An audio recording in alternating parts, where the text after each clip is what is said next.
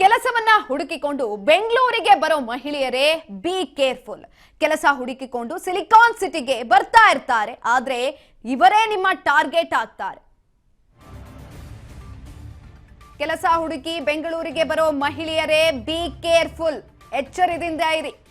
ಕೆಲಸ ಹುಡುಕಿಕೊಂಡು ಸಿಲಿಕಾನ್ ಸಿಟಿಗೆ ಬರೋರೆ ಇವರ ಟಾರ್ಗೆಟ್.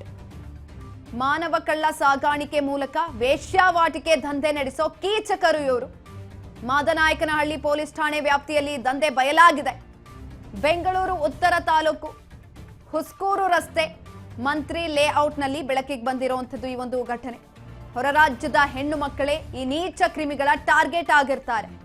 ಸಿಸಿಬಿ ಪೊಲೀಸರಿಂದ ಅಡ್ಡೆ ಮೇಲೆ ದಾಳಿಯನ್ನ ಕೂಡ ಮಾಡಲಾಗಿದೆ. ಗ್ಯಾಂಗ್ನನ್ನ ಅರೆಸ್ಟ್ ಮಾಡಲಾಗಿದೆ. ಕೆಎಸ್ಸಿಎ ಕ್ರಿಕೆಟ್ ಸ್ಟೇಡಿಯಂ ಎದುರಿನ ಗಾಯತ್ರಿ ಲಾಡ್ಜ್ನಲ್ಲಿ ದಂಧೆಯನ್ನ ಮಾಡ್ತಾ ಇದ್ರಂತೆ. ದಂಧೆಯನ್ನ ನಡೆಸ್ತಾ ಇದ್ದಂಥ ಚೇತನ್ ಮತ್ತು ಸಂದೀಪ್ ಸೇರಿ ಹಲವರನ್ನ ಬಂಧಿಸಲಾಗಿದೆ. ಮಾದನಾಯಕನಹಳ್ಳಿ ಠಾಣೆಯಲ್ಲಿ ಈ ಕುರಿತಾಗಿ ದೂರನ್ನ ಕೂಡ ದಾಖಲು ಮಾಡಿದ್ದಾರೆ ಸಿಸಿಬಿ ಪೊಲೀಸರು. ಎಷ್ಟೋ ಜನ ಊರು ಬಿಟ್ಟು ಬೇರೆ ಊರಿಗೆ ಬರ್ತಾರೆ, ಅದರಲ್ಲೂ ಕೂಡ ಬೆಂಗಳೂರಂತ ಪ್ರದೇಶಕ್ಕೆ ಕೆಲಸವನ್ನ ಹುಡಿಕೊಂಡು ಬಂದಿರ್ತಾರೆ. ಅವ್ರಿಗೇನು ಗೊತ್ತಿರಲ್ಲ, ಬೇರೆ ಊರಿಂದ ಬಂದಿರ್ತಾರೆ. ಇಲ್ಲಿ ಎಲ್ಲವನ್ನ ತಿಳಿದುಕೊಳ್ಳೋದಕ್ಕೆ ಸಮಯ ಬೇಕಾಗತ್ತೆ.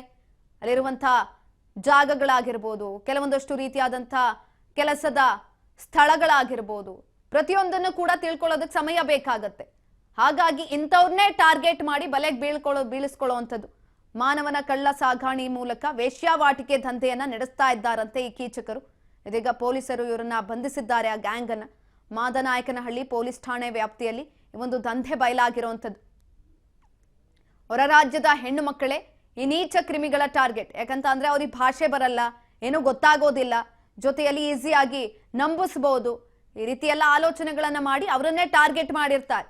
ಅದರಲ್ಲೂ ಕೂಡ ಇವರು ಟಾರ್ಗೆಟ್ ಮಾಡ್ತಿರ್ತಾರಲ್ಲ, ಆ ಹೆಣ್ಣು ಮಕ್ಕಳು ಕೂಡ ಅದೇ ರೀತಿಯಲ್ಲಿ ಇರ್ತಾರೆ, ಏನೂ ಗೊತ್ತಾಗೋದಿಲ್ಲ, ಅವರನ್ನೇ ಟಾರ್ಗೆಟ್ ಮಾಡುವಂಥದ್ದು.